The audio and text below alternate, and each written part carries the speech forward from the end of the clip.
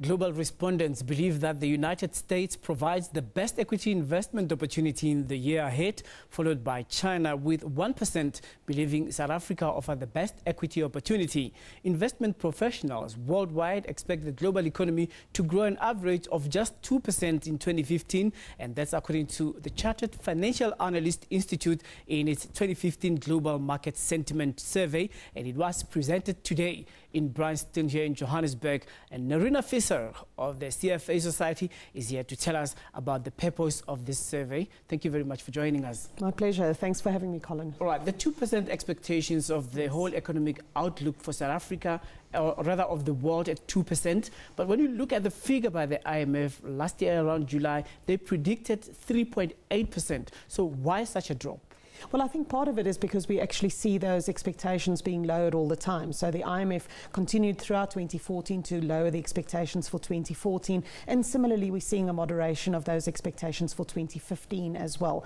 But I think a very important component of this obviously relates to the oil price, and where you've got big oil exporting nations, massive declines in their growth opportunity set, and not sufficient demand from the big energy consumers, in particular being China. So that's really the reason for this subpar and fairly sluggish global economic growth outlook. Should we take it that the notion of artificial economy, where you induce finances or the bond market so that the economy can be stimulated, where consumers buy more, banks borrow more, that the economy then gets to grow, will it be stimulated in real terms, or would just this be some sort of putting a cherry on top? Well, you know, we've seen a lot of quantitative easing, obviously specifically from the US, and in more recent times from the Bank of Japan. And then, of course, last week we had the big announcement by the European Central Bank also that they will be doing this.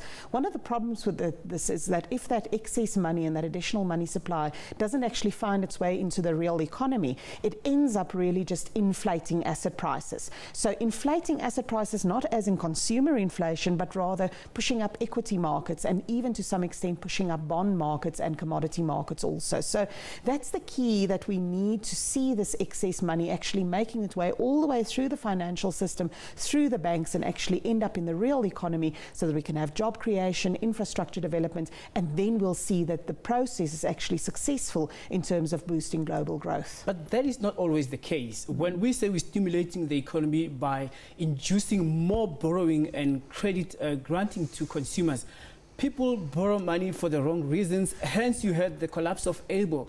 Will Absolutely. That not go the same direction? You know, that is exactly the danger. So where and how the money is actually lent into the system is incredibly important. It really does need to go in infrastructure development, into opportunities that can actually create employment, not go into consumer credit, where easy money now basically results in individuals being too highly indebted and then actually finding themselves in a position of not being able to repay that debt once the interest rate starts rising again. Let's talk about the survey, how it was done and who participated in it.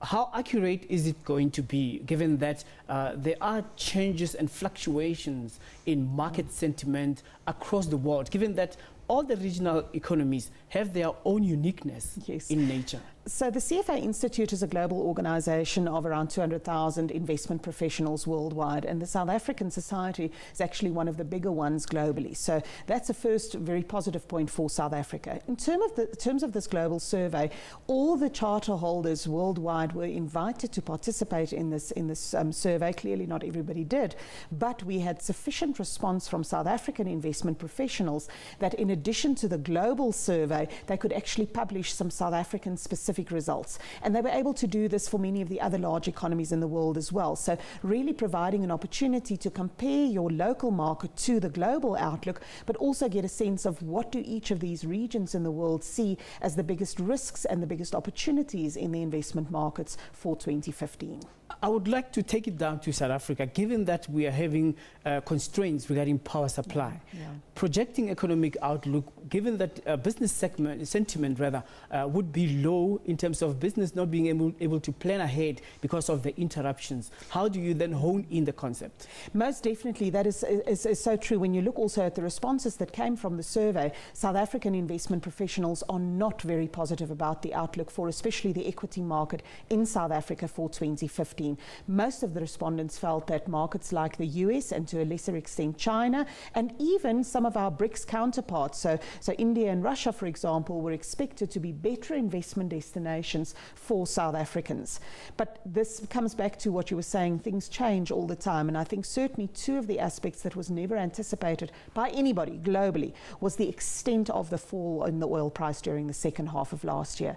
More recently, the flow-through impact that has had on the Russian economy, downgrading of the sovereign bonds of Russia, and within the relative space of the BRICS economies, suddenly South Africa can find itself as a relative outperformer to the likes of Russia, where we might now attract some foreign inflows again because we still have investment grade rating on our bonds. Just before you go, looking at the uniqueness of different regions of the economic hubs, you have South America like Brazil, who went into a recession last year, the Eurozone nearly on the brink of recession, hence the ECB's decision last year, and Russia right now, the ruble is down at the moment, half of what it was this time last year. Yeah.